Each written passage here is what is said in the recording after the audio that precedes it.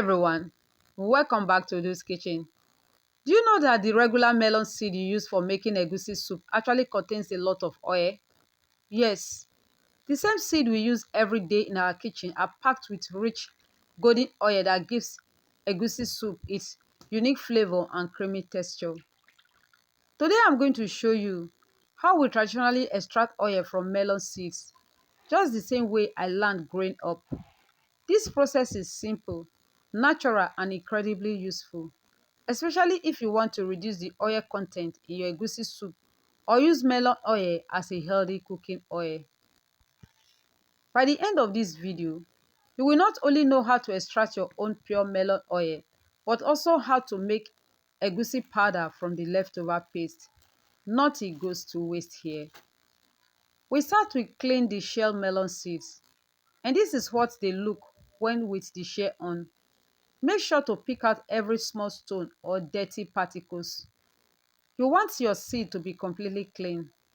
For this tutorial, I'm using 1 penta of melon seed.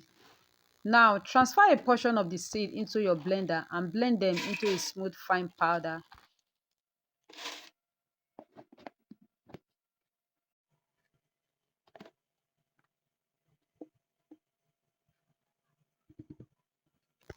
Once it is smooth, pour it into a clean bowl and set it aside. Repeat the process until all your melon seeds are well blended. This fine powder is what we'll be using to extract our oil. Now comes the interesting part, the extraction. This step requires patience and attention, especially when it comes to adding water. If you add too much water, you might end up with no oil at all. So I will show you the perfect way to do it. Start by adding 4 tablespoons of water to your blended melon powder. Using your hands, mash it gently for about 2 minutes. After 2 minutes, add another 4 tablespoons of water and mash again. Repeat this process. Mash, add a little water and mash again until the mixture no longer crumbles apart easily. I repeated this process about 6 times. It all takes patience and attention. I want this tutorial to be as simple as possible so an absolute beginner can be able to replicate it. If you follow this step, you won't have any issue of adding too much water and end up getting no oil. Just trust the process. After adding 4 tablespoons of water and mash for 2 minutes for about 6 times, I reduce this to 3 tablespoons and increase the mashing time to 3 minutes. As we add the water and mashing continuously, if you listen carefully, it starts sipping out the oil. This is the point you stop adding water. Continue mashing and watch closely. At this point, the melon paste will start sticking together, and then look closely. You will start seeing oil appearing on the surface. That is the beautiful melon oil beginning to separate. Keep mashing without adding any more water. As you mash, more and more oil will come out. This is the traditional magic of melon oil extraction.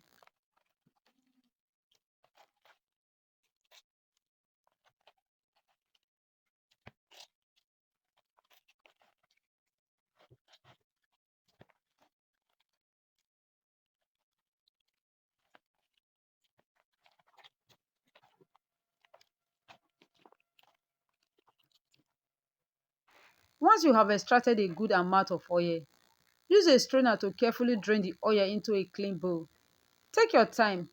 We don't want to waste a drop of that precious golden oil. Now, add just 1 tablespoon of water to the remaining paste and mash again. You will notice another round of oil coming out. Strain that again to the same quality bowl. And there you have it, your first round of melon oil. Transfer this into a clean pot and set it aside. But don't relax yet because there's still more oil hiding in that melon paste. To get even more oil out of the paste, we are going to use gentle heat. Cut the melon paste into smaller chunks and spread them evenly on an oval tray. Now, place the tray in your oven and leave it for about 7 to 10 minutes. Make sure to stir occasionally so it doesn't get burnt. This heating process helps the paste release more oil naturally. After about 8 minutes, the paste should look slightly dry and crumbly. Allow it to cool down until it is comfortable to handle. Next, we'll be using a manual fruit juicer to press out more oil.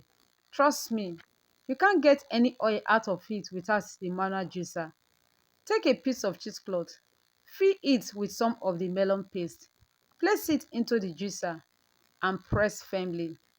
Look at that, more oil started flowing out beautifully. Strain this oil into your collective bowl as before. And when done, keep the pressed melon paste in a separate bowl. Don't throw it away yet because we will still make use of it. Repeat the same pressing process until you have extracted all oil from the melon paste. And just look at how much oil we have been able to get from our melon seeds.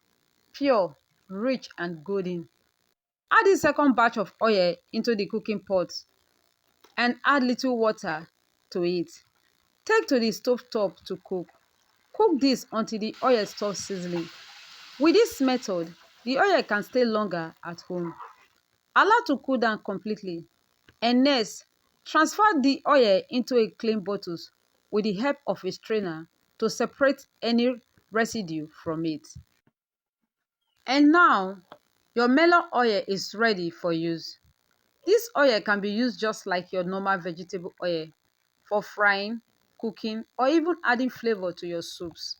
It gives egusi soup a more natural earthy aroma that is hard to beat. And the best part, you have full control over how much oil goes into your meal. So if you are someone who avoids egusi soup because of its oiliness, this is the perfect method for you. Now, let's not waste the remaining melon paste. Spread it again on your oven tray and return it to the oven. Allow it to dry completely until it becomes crispy. Once it is fully dried, blend it into a fine powder and store it in an airtight jar. This powder can be used directly to cook your egusi soup, and it gives a unique, beautiful taste that is lighter and more balanced than raw melon. And that is how to make pure, homemade melon oil using traditional method. No chemical, no machine, just patience and technique. Now you can enjoy your egusi soup just the way you like it, with or without oil, and also have your own homemade cooking oil for everyday use. If you find this video helpful, don't forget to like, share and subscribe to Uduskitchen for more amazing traditional and natural recipe. Drop a comment below if you have ever tried extracting melon oil before, or if you'll be giving this a try. Thanks for watching and see you in my next video.